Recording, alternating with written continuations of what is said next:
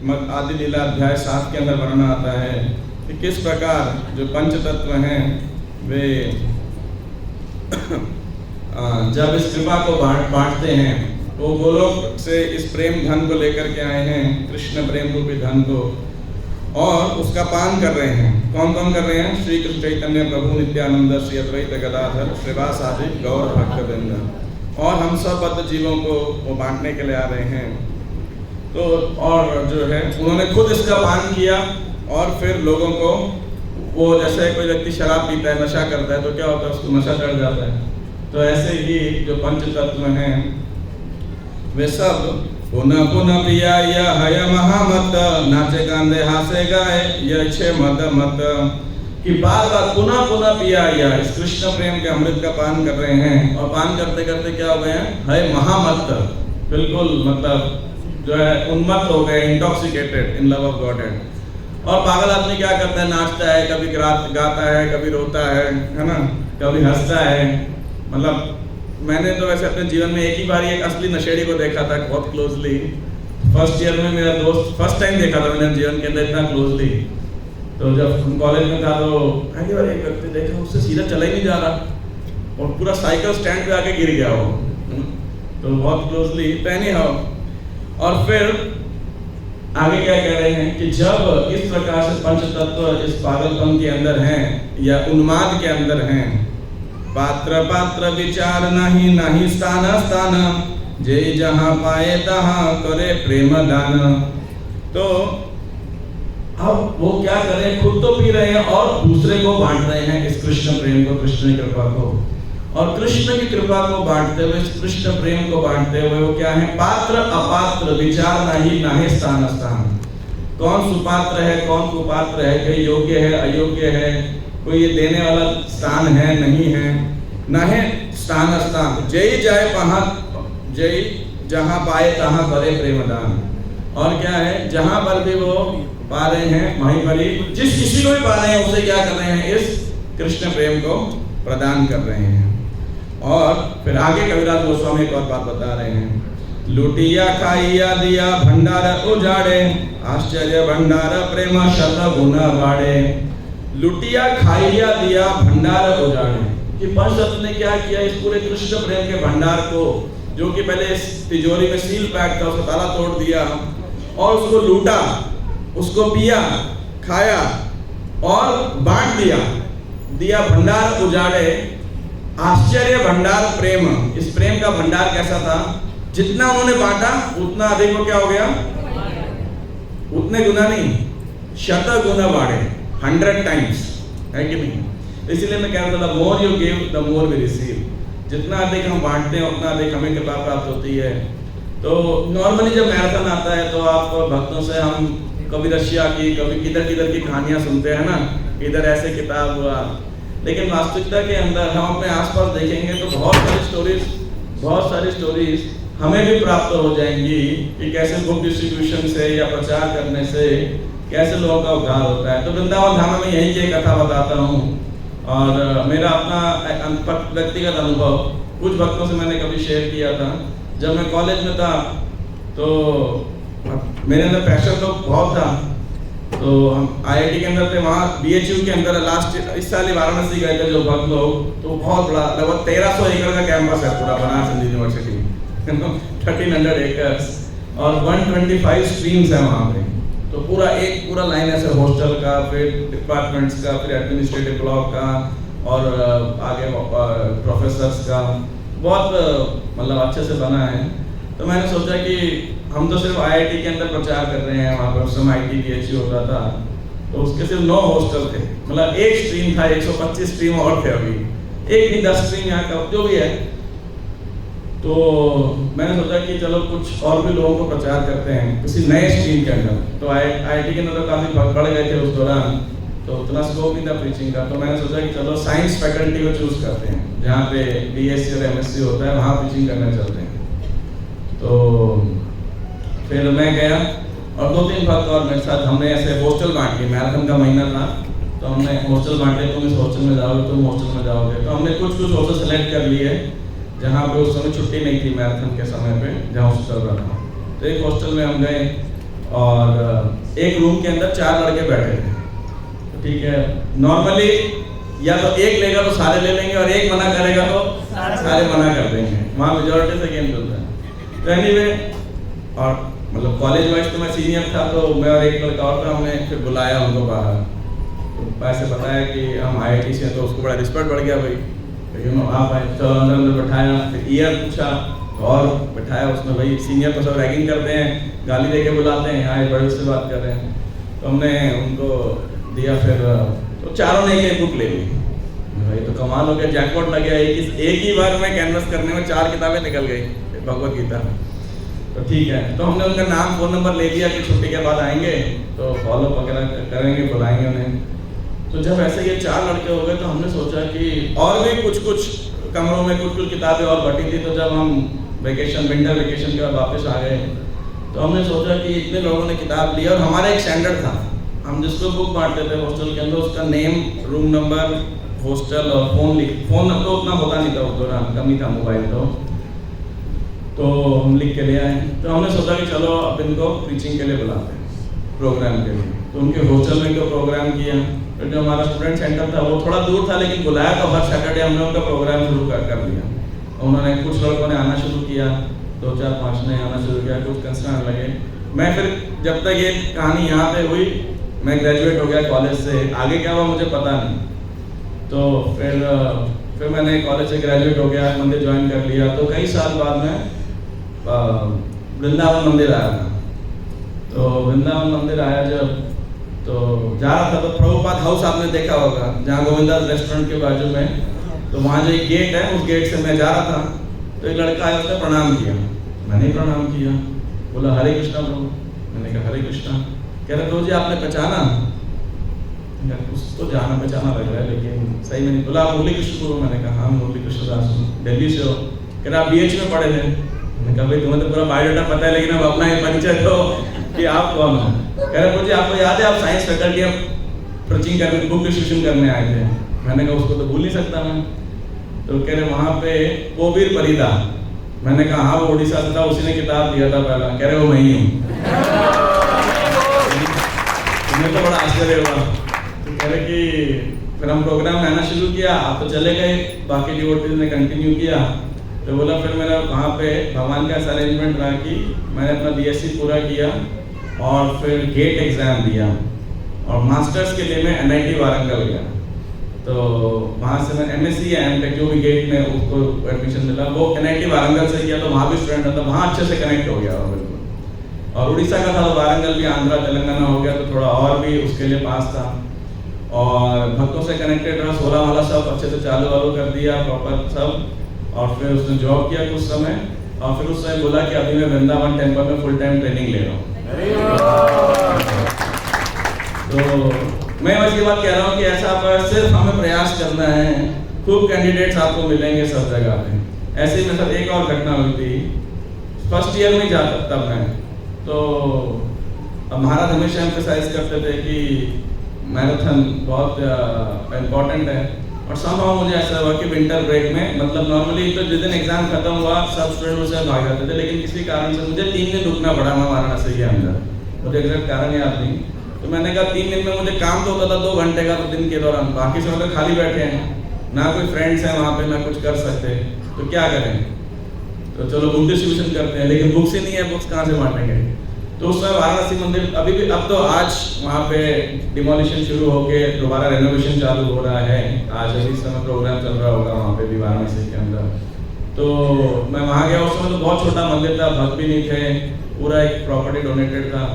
तो मैं ऐसे ही वहाँ गया, तो मेरे पास जितने भी लक्ष्मी जितनी उनके पास वहाँ बिग बुक्स थी, मैंने सारी खरीदी। मतलब सोचिए उनका सारे मिला के 32 बुक्स थी, बस 32 बुक्स थी आप सोचिए। तो मैं 32 बुक कुछ 40 किताबें लेकर के आ गया। मैंने कहा ठीक है इसको डिस्ट्रीब्यूट करते, 3 दिन का समय है। तो फिर मैं मेडिकल फैकल्टी में चले गया, जो मैं मेडिसिन MBBS लोग करते थे, तो डिस्ट्रीब्यूट करना शुरू किया। तो आश्चर्य हुआ, मैं फर्स्ट ईयर में हूँ, तो फर्स्ट ईयर को ना मतलब कोई ज़्यादा एंटरटेन नहीं करता कॉलेज के अंदर, वो भी किताब बेचने के लिए आ गया ऐसे। फिर भी मैं हिम्मत करके चला गया, रोज शाम में निकल जाता था।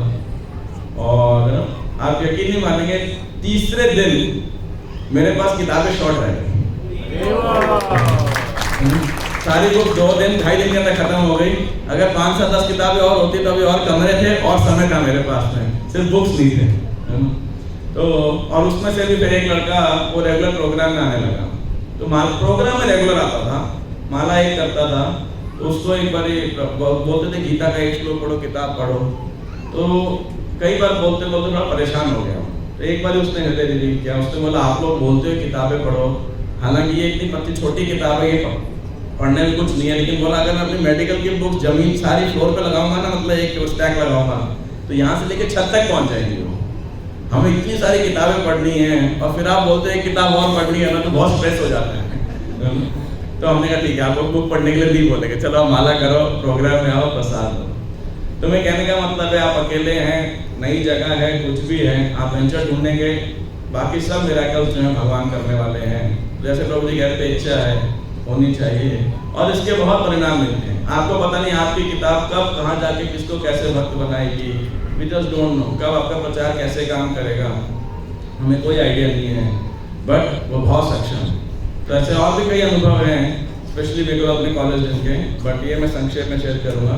और जैसे रसिक प्रिया ने अभी 2-3 मुद्दों पर बात उठाई, तो लास्ट ईयर कई भक्तों ने क्वेश्चन पूछा था, तो एक अभी बहुत कॉमन क्वेश्चन आपको पूछता है, प्रभु जी अभी तो सब डिजिटल मीडिया का जमाना है, कौन पढ़ेगा ये इतनी बड़ी बड़ी किताबें, प्रिंट मीडिया, सच है कि नहीं? आज बच्चे ऑनलाइन पढ़ाई कर रहे हैं, तो इसका क्या उत्तर दिया जाए जब लोग बोला जाए? तो मैंने सुना भी था, फिर मैंने भी रिपीट किया कि देखिए ऐसा तो नहीं है कि समाज के अंदर मैगजीन छपना बंद हो गए हैं, क्या ऐसा है? क्या ऐसा है अखबार छपने बंद हो गए हैं कि सब लोग अखबार खाली लैपटॉप पे, किंडल के अंदर, मोबाइल पे पढ़ रहे हैं? ऐसा कतई नहीं है, आप देखेंगे, है ना? ऐसा होता तो पेपर की शॉर्टेज होती ही नहीं। अगर प्रिंट मीडिया बंद हो जाता, मान लीजिए आज रिप्लेस हो सोशल मीडिया से, डिजिटल रीडिंग से, तो फिर पेपर कभी की शॉर्टेज, इन्फ्लेशन होता ही नहीं। तो ऐसा नहीं है कि मार्केट के अंदर प्रिंट मीडिया की डिमांड खत्म हो गई, कम हो सकता है, रिप्लेस जरूर हो सकता है, थोड़े समय के अंदर पीडीएफ वगैरह भी आना शुरू हो जाएंगे, तो सेल करना जो है इंडिया के अंदर भी, यूरोपियन डीबीटी ने ऑलरेडी चालू कर दिया है, तो इंडिया में जैसे ट्रेंड बदलेगा जरूर उसको बदला जाएगा। तो फिर हमारे पास दोनों चीज़ें होंगी, प्रिंट मीडिया भी और सॉफ्ट बुक्स भी सेलिंग के लिए। लेकिन ये सोच के हमें कई बार निरुत्साहित नहीं हो जाना चाहिए कि नहीं कौन खरीदेगा किताबें, अब तो सब यही पढ़ते हैं, ऐसा नहीं है। ऐसा होता तो फिर अखबार छपना बंद हो चुके होते, सच बात है कि नहीं? दूसरा मेरे को अभी 2 भक्तों ने जस्ट 3-4 दिन पहले एक ऑडियो करके भेजा, प्रभु जी इतनी ज्यादा कॉस्ट बढ़ गया, आपको मालूम है वैसे कॉस्ट है कितनी? हाँ जी, हाँ नहीं, हिंदी है 210 भगवत गीता और इंग्लिश भगवत गीता है 270। तो लास्ट ईयर 150 था हिंदी, तो 40% इंक्रीज, तो सबको ही बहुत कर रहा था। तो मेरे को एक भक्त ने पूछा, 2 भक्तों ने राधा लीडर से पूछा कि तो इसको कैसे जस्टिफाई करें। तो हमें किसी से मिला ही ऐसे हम पूछ सके, कुछ तो कंसेशन होना चाहिए, क्या होना चाहिए। तो मैंने कहा आप नहीं, मैं भी बहुत कंफ्यूज था, इतनी कॉस्ट तो हम प्रेजेंट कैसे करेंगे लोगों को, है ना? मतलब हमारे 10 रुपये पड़ते थे हर बारी, मान लो 130 से 140, 140 से 150, लेकिन 60 रुपीज़ एक साल के अंदर इंक्रीज होना। तो आपने मार्केट स्थिति आप सबको पता ही है वैसे, और स्पेशली वॉर के बाद, यूक्रेन रशिया वॉर के बाद में और भी ज़्यादा अनसर्टेनिटी और इन्फ्लेशन दोनों ही बहुत ज़्यादा बढ़ चुका है। लेकिन फिर भी भक्तिदान बुक ट्रस्ट के अधिकारियों के दौरान तो ये भी एक चमत्कार है कि हमें इतनी मात्रा में किताबें मिल रही हैं, नहीं तो इतनी मात्रा पेपर ही नहीं मिल रहा है। और उनका ये कहना है कि जैसे आज उन्होंने ऑर्डर दिया कि 5 लाख किताबें छापनी हैं और एक पर्टिकुलर रेट पे उन्होंने फिक्स कर दिया कि फलानी रेट पे फिक्स है। अब वो प्रिंटर आगे ऑर्डर करेगा पेपर को, और जिस दिन पेपर आएगा उस दिन वो बोलेगा, या पेपर जब ऑर्डर करेगा, जब उसने ऑर्डर किया तो बोलेगा भाई साहब किताब के दाम 10 रुपये बढ़ेंगे, ऐसा है। क्योंकि कल तो ऑर्डर डिसाइड किया, बोले मैं क्या करूँ, कल का पेपर का दाम ये था, आज पेपर का दाम ये है, आपको लेनी है तो लो, नहीं लेनी तो हम ही छापेंगे। तो ऐसे करते हुए कई प्रिंटर्स ने जो है इस तरीके से बोला। तो उन्होंने ये किया कि कभी भी मतलब बुक्स की सप्लाई नहीं रोकी, कभी ऐसा ना हो कि चाहे कॉस्ट बढ़ती जाए but book should not stop printing. नहीं तो इतनी मात्रा में, जितना मात्रा में भगवान की कृपा से बुक डिस्ट्रीब्यूशन हो रहा है भारत के अंदर भक्तों के प्रयास से, तो किताबें हर बार शॉर्ट, पिछला भी शॉर्ट पड़ गई थी, आपको पता हो Bhagavad Gita, but is they have tried कि बुक्स शॉर्ट ना पड़े। तो निश्चित रूप से ये एक बाधा जरूर आएगी। प्रिंट मीडिया और सोशल मीडिया को लेकर के एक हमेशा फाइट रहता है, एक रेट को लेकर रहता है। लेकिन फिर भी हमने देखा, इस बार हम थोड़े से मंदिर में बहुत चर्चा कर रहे थे कि भद्र पूर्णिमा पे भक्तों को क्या बोले। नहीं तो भाई बोलेंगे अभी जन्माष्टमी, फिर होली वीक, फिर कार्तिक, फिर ये, तो इतना सब मतलब कंटिन्यूसली चलते रहता है। तो हमने सोचा था कि भद्र पूर्णिमा में ज़्यादा किसी को पर्सनल अपना स्कोर नहीं देंगे, मतलब वो टारगेट वगैरह नहीं देंगे, प्रेशराइज नहीं करेंगे। और हमारा आश्चर्य था, अब तक के 4 सालों में सबसे ज़्यादा 5वें साल में सबसे ज़्यादा प्लेजिंग इसी साल हुआ। जब हमने सबसे कम पोस्ट किया तो पंजाबी बात कर भक्तों ने 1500 आई थिंक 65 या समथिंग 1500 की फिगर के अंदर कुछ भागवत बढ़ चुके हैं और कुछ आप लोगों ने प्लेजिंग किए हैं। तो जिनका स्कोर था आपको पता ही है, जुड़ते जाएगा। तो रफली ये भी, हालांकि इनके रेट भी 20% से ज़्यादा बढ़ चुके थे। तो नेचुरली जो है अगर देखा जाए तो सेल कम होनी चाहिए रेट बढ़ने के बाद भी, लेकिन अगर सेल भी बढ़ी है तो भक्तों का उत्साह भी उतना ही गुना बढ़ा है कि नहीं, उतनी उनकी डिटर्मिनेशन बढ़ी है। तो हम इतने सालों से आप सब भक्त किताबें बांटते आए, हम आप सबके आभारी हैं। और तभी पंजाबी बाग तो पिछले 15-17 सालों से हमेशा मीडियम टेम्पल में नंबर 1 रहा है फूड डिस्ट्रीब्यूशन के अंदर। तो आगे भी इसी प्रथा को कंटिन्यू रखना चाहेंगे, लेकिन नंबर 1 रहने के लिए अब कॉम्पिटिटर्स बहुत बढ़ गए हैं, है ना, कंपटीशन बहुत तगड़ा है। तो बहुत सारे मंदिर हैं जो अगर वो वेट कर रहे हैं कि कब पंजाब अगर उतना ही स्कोर रखेंगे जितना पहले रखते थे तो आप नंबर 2 नंबर 3 होंगे, है ना। तो आप स्कोर को बढ़ाएंगे तो ही आप नंबर 1 पे रह पाएंगे। तो पिछले साल लगभग 3,95,000 महाबिग books as equal to Hindi Bhagavad Gita distribute हुए थे। तो महाराज ने को मैंने बोला कि पिछले साल ऐसी मैराथन में बोला कि आप आशीर्वाद देंगे तो हम लोग 5 लाख तक का प्रयास करेंगे। मेरे को लगा महाराज बोलेंगे अच्छा है। महाराज जानते क्या बोले, महाराज 10-15 सेकंड के लिए सोचे और फिर बोले, कह रहे प्रॉपर से वी शुड डबल इट। फिर मैं आगे कुछ नहीं बोला उसके बाद। तो कहने का अर्थ है कि अभी मैराथन का महीना बस थोड़े दिनों के अंदर चालू हो जाएगा, हम सब ऑफिस वगैरह सेट कर देंगे। तो आप सब भी अपनी तैयारी शुरू कर दीजिए। जैसे ही कार्तिक खत्म होगा, 1 महीना आपने खूब तपस्या किया, कृपा को प्राप्त किया। अब इस कृपा को प्राप्त करने के बाद हमें इस कृपा को बांटना है। बांटेंगे तो ये 100 गुना और बढ़ेगा। कार्तिक में 100 गुना परिणाम मिलता है। और इस दोनों गोपाल कृष्ण माध्यम से रिपीट करते हैं। मैराथन का मतलब क्या है, किसको मालूम है? आप सबको मालूम तो सबको है, बस अभी शायद याद नहीं आ रहा होगा। हाँ, कम सोना, कम खाना, और तीसरा क्या है, और ज्यादा मेहनत, less eating, less sleeping and more सेवा, मोर एफर्ट। तो ये मैराथन के महीना है। तो आप सब पूरा अभी से अपनी लिस्ट बनाना शुरू कर दीजिए।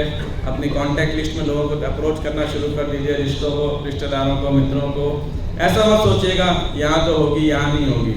जहाँ हम सोचते हैं नहीं होगी, वहीं कई बार आश्चर्यजनक रूप से वहीं सबसे ज़्यादा जो है सफलता प्राप्त होती है। और मुख्य सफलता तो स्कोर तो है ही एक तरफ, लेकिन प्रयास अपने आप में सफलता है। तो आप सब भक्तों से यही निवेदन है, जितने उत्साह से वृंदावन धाम आए हैं। आज देखिए वृंदावन, गोवर्धन सब पूरी तरह पैक्ड है। क्यों पैक्ड है? क्योंकि प्रभुपाद जी ने वृंदावन को छोड़ा सबको वृंदावन देने के लिए। अगर प्रभुपाद वृंदावन नहीं छोड़े होते तो किसको पता था ये वृंदावन है, ये राधा दामोदर मंदिर है ना। अब ऐसे हमारे गोस्वामियों ने ये राधा कुंड, श्याम कुंड, वृंदावन सब लुप्त हो चुका था, हार्डली लीला सलियाँ बची थी। ऐसे ही गोसाई रवि व्रज कैलावास, राधा कृष्ण नित्य लीला करीला प्रकाश। तो उन्होंने यहाँ पे रह करके सब ग्रंथ लिखे, लीला सलिया को प्रकाशित किया और प्रभुपाद जी ने प्रचार किया। तभी आप देखिए इतने लोग आज लाखों करोड़ों की संख्या के अंदर जो है वृंदावन आ रहे हैं।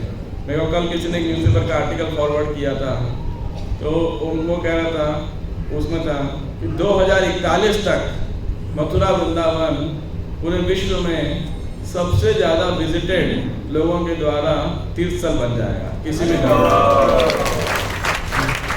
ऐसा बोला था, सबसे ज़्यादा एनुअल पिलग्रिम्स पहले रहते थे वेटिकन सिटी के अंदर, क्रिश्चियनिटी का जो वो है। और लास्ट 2 साल से ये स्थान प्राप्त था तिरुपति को, बालाजी के मंदिर के दर्शनार्थ जितने आते थे। लेकिन अभी सरकार यहाँ बहुत सारे कार्यक्रम कर रही है। बांके बिहारी के यहाँ भी कॉरिडोर बना रही है जमुना के साथ में, और कई प्रकार के मास्टर प्लान बना रही है मथुरा ब्रज मंडल को डेवलप करने के। यहाँ पे लगभग उस आर्टिकल में लिखा था 243 आई थिंक 27 तो अभी भी फॉरेस्ट एरियाज हैं, वन है सेक्रेट, मतलब 12 मेन है लेकिन जो छोटे वन जैसे आज गहवर वन बता रहे थे इस प्रकार से, और 242 या 243 ऐसे वाटर बॉडीज यानी कुंड या इत्यादि वो हैं। तो मास्टर प्लान के सबको रिवाइव किया जाएगा और मेंटेन किया जाएगा, और 0 कार्बन एमिशन उनका गोल था 2041 तक। मतलब यहाँ पे बाहर की कोई बसें जो भी होगा सब इलेक्ट्रिक व्हीकल होंगे, प्रॉपर रोड्स वगैरह होंगे, और साथ साथ ब्रज के जो प्राचीनी ब्रज का भी मेंटेनेंस करने का उनका प्रयास है पूरा। तो भगवान ऐसे प्रयास को जरूर सफलता दें ताकि आने वाले और पीढ़ियों को ब्रज का आश्रय प्राप्त हो। लेकिन ठीक है, भगवान अपना कार्य कर रहे हैं ब्रजमंडल डेवलप करा के, और हमें अपना कार्य करना है। वो क्या है?